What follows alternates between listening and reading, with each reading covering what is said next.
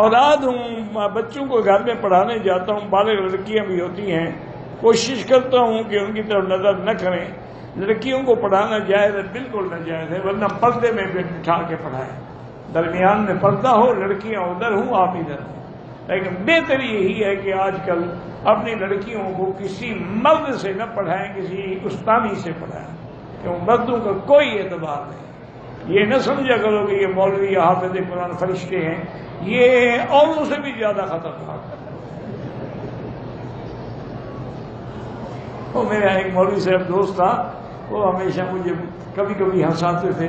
وہ کہتا تھا مکی صاحب میراثی ہو، کنجر ہو، اس کو تو گھر آنے دو، لیکن مولوی کو نہ آنے دو، پیر کو بھی نہ آنے دو. میں نے کہا حضرت کیا بات؟ انہوں نے کہا ان کا دل تو بھرا ہوا ہوتا ہے، انہیں سینکڑوں عورتیں استعمال کی ہوتی ہیں، یہ بھوکے ہوتے ہیں بیچارے. بات اس کی ٹھیک ہے، ہم تو مذاق سمجھتے تھے اس وقت، چھوٹے تھے، پڑھتے تھے اس کے پاس. تو بہرحال یہی ہے کہ کبھی بھی لڑکی کسی مرد سے نہ پڑھائے، چاہے وہ کوئی بھی ہو، اور نہ کبھی کسی پیر کے سامنے جائے.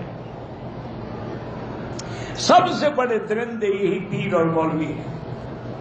ویڈیو کے نیچے سبسکرائب کے بٹن پہ کلک کریں، بیل کے آئیکن پہ کلک کیجئے تاکہ ہر نئی ویڈیو کی نوٹیفیکیشن آپ کو مل جائے.